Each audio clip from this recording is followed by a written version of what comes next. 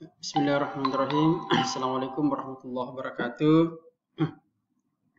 Perkenalkan, nama saya Abdul Halik, peserta Latsar Angkatan 15 Pusat Mangkadi Audelan 2020 NDH 02. Kali ini saya akan mereview materi kesiapsiagaan bela negara dalam hal kesehatan mental dan fisik atau kesehatan jasmani dan rohani.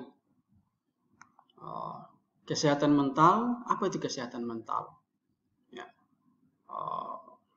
Dan hal yang paling pertama perlu kita ketahui, apa itu sehat, dan apa itu fisik, dan apa itu mental. Mental atau mind atau mentis atau jiwa dalam pengertiannya yang luas berkaitan dengan interaksi antar pikiran dan emosi manusia. Dalam konteks materi ajar ini, kesehatan mental akan dikaitkan dengan dinamika pikiran dan emosi manusia. Pikiran berada di satu sisi dan emosi berada di sisi yang lainnya. Keduanya berinteraksi secara dinamis. Kemudian, pikiran mewadahi kemampuan manusia untuk memahami segala hal yang memungkinkan manusia bergerak ke arah yang ditujunya. Sementara emosi memberi warna dan nuansa sehingga pikiran yang bergerak itu memiliki gairah dan energi. Kita beralih ke sistem berpikir manusia. Ada ahli yang mengatakan, atau yang dalam hal ini Daniel Kahneman menggunakan istilah sistem 1 yang cenderung ke emosi dan sistem 2 yang cenderung ke rasional. Nah, kerjasama dari dua sistem inilah yang menjadi dasar kesehatan mental dan spiritual manusia, tergantung kepada situasi. Secara neurobiologis, kedua sistem itu merepresentasikan dinamika antara korteks prefrontalis atau sistem 2 dan sistem limbik, dalam hal ini sistem 1. Hubungan kesehatan jasmani, mental, sosial, dan spiritual dilakukan secara neurobiologis oleh dua sistem ini. Nah, pengaturan yang tepat dari kerja kedua sistem ini akan terwujud dalam pengaturan yang tepat dari kendali diri atau self control manusia. Inti dari suatu kesehatan mental adalah sistem kendali diri yang bagus. Itulah sebabnya kenapa salah satu cara untuk mendapatkan kendali diri yang baik adalah dengan memelihara kesehatan otak lebih dari sekedar kenormalan otak atau normal brain. Nah, dalam gambar ini kita diperlihatkan dua bagian sisi otak kita. Yang pertama adalah limbic system dan yang kedua adalah prefrontal cortex. Yang pertama, limbic system ini fungsinya mendukung fungsi emosi, kemudian perilaku, motivasi, dan penciuman. Kemudian yang kedua, yaitu prefrontal cortex, mendukung fungsi perencanaan, organisasi, dan fungsi logis. Limbic system bekerja lebih cepat dibanding dengan prefrontal cortex. Ini seperti yang saya bahasakan tadi, kalau di limbic system itu bekerjanya fast response, sementara yang prefrontal cortex bekerjanya slow response. Ini dari segi perencanaan, kemudian kalau di limbik itu ketakutan, kecemasan itu dikelola di sana. Nah, sekarang kita memasuki tentang kesehatan berpikir, kemudian kesalahan berpikir, kemudian kendali diri dan manajemen stres. Apa itu kesehatan berpikir? Kesehatan mental ditandai dengan adanya proses berpikir yang sehat. Nah, berpikir yang sehat berkaitan dengan kemampuan seseorang menggunakan logika dengan pertimbangan rasional, dalam memahami dan mengatasi berbagai hal dalam kehidupan.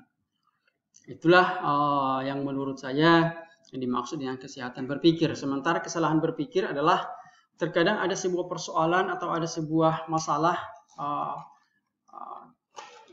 kita memaksakan, yang kita memaksa bahwa itu sudah yang benar, bahwa itu adalah sesuatu yang benar, tetapi dari sisi yang lain masih perlu dikoreksi ataukah dicari penyelesaiannya. Nah, ini karena kita mengedepankan egosentris kita atau ego berpikir kita. Inilah yang dimaksud dengan kesalahan berpikir. Ada egoisme yang terlibat di sini. Kemudian yang kendali diri itu menyangkut tentang integritas dan karakter. Karakter yaitu membangun integritas pribadi, kemudian bermula dari membangun sistem kendali diri yang baik, atau kemampuan manusia untuk selalu dapat berpikir sehat dalam kondisi apapun. Inilah yang dimaksud dengan kendali diri. Kemudian manajemen stres. Itu stres di sini diartikan sebagai ketidakmampuan seseorang untuk menyesuaikan diri terhadap perubahan diri maupun lingkungannya. Dalam stres itu sendiri bisa bermakna positif, bisa juga bermakna negatif, tergantung dari individunya. Contoh dalam hal positif misalnya ketika seseorang mendapatkan promosi jabatan. Ya, ini sesuatu hal yang positif bagi karirnya, tetapi dia harus melakukan adaptasi terhadap lingkungan yang baru. Ya. Oke, sekarang kita masuk ke kesehatan jasmani, di mana ini disampaikan oleh Ibu Dr. Nurhayati. Hal yang pertama mungkin kita perlu ketahui adalah definisi sehat. Ya, definisi sehat. Menurut Organisasi Kesehatan Dunia atau WHO, yaitu suatu keadaan sejahtera yang meliputi fisik, mental, sosial yang tidak hanya bebas dari penyakit atau kecacatan. Ya. Kemudian dalam Undang-Undang Nomor 36 Tahun 2009 tentang kesehatan, yaitu keadaan sehat baik secara fisik, mental, spiritual maupun sosial yang memungkinkan setiap orang untuk hidup produktif secara sosial dan ekonomis. Dalam Undang-Undang ASN Nomor 5 Tahun 2014, Pasal 65, calon PNS yang diangkat menjadi PNS harus memenuhi persyaratan. Yang pertama adalah lulus pendidikan dan pelatihan, dan yang kedua adalah sehat jasmani dan rohani. Nah, apa yang harus kita lakukan untuk untuk dapat hidup sehat secara jasmani dan rohani? Yang pertama adalah tentu memperbaiki pola hidup, ya, yaitu semua perilaku kesehatan dilakukan atas kesadaran sehingga anggota keluarga atau keluarga dapat menolong dirinya sendiri di bidang kesehatan dan berperan aktif. Kemudian dalam kegiatan-kegiatan kesehatan di masyarakat, pola hidup sehat yaitu segala upaya menerapkan kebiasaan baik dalam menciptakan hidup yang sehat dan menghindarkan diri dari kebiasaan buruk yang dapat mengganggu kesehatan. Nah, ini kebiasaan-kebiasaan pola hidup sehat. Yang pertama adalah makan sehat, yaitu pemenuhan gizi seimbang, kemudian minum air minimal 2 liter dalam 1 hari, kemudian menjaga tekanan darah, kemudian menyehatkan pencernaan. Ini fungsi kalau kita minum air, ya, minum air, kemudian meningkatkan daya ingat, mengatur lemak, kemudian menjaga kesehatan tulang, menjaga kesehatan jantung, dan lain-lain. Kemudian berpikir sehat. Berpikir sehat yaitu selalu berpikir positif, menghilangkan atau mengendalikan stres. Kemudian istirahat sehat, yaitu istirahat selama 6-8 jam pada waktu malam hari dan istirahat 15-30 menit di siang hari. Karena istirahat itu kan bisa memulihkan kesegaran tubuh.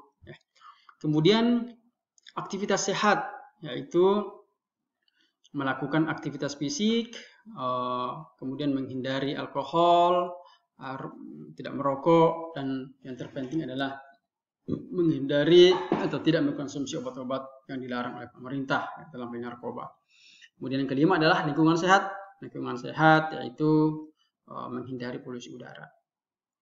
Nah, ini gizi seimbang. Kalau kita dulu waktu SD sudah diperkenalkan dengan 4 sehat 5 sempurna, ya, 5 sempurna. Nah, hal yang perlu kita lakukan bersama adalah mendukung gerakan Germas, yaitu gerakan masyarakat hidup sehat. Suatu tindakan yang sistematis dan terencana yang dilakukan secara bersama-sama oleh seluruh komponen-komponen bangsa dengan kesadaran, kemauan, dan kemampuan berperilaku sehat untuk meningkatkan kualitas hidup. Ya, semoga penyampaian saya ini ada manfaatnya. Inilah yang bisa saya sampaikan dari review materi tentang kesehatan jasmani dan rohani.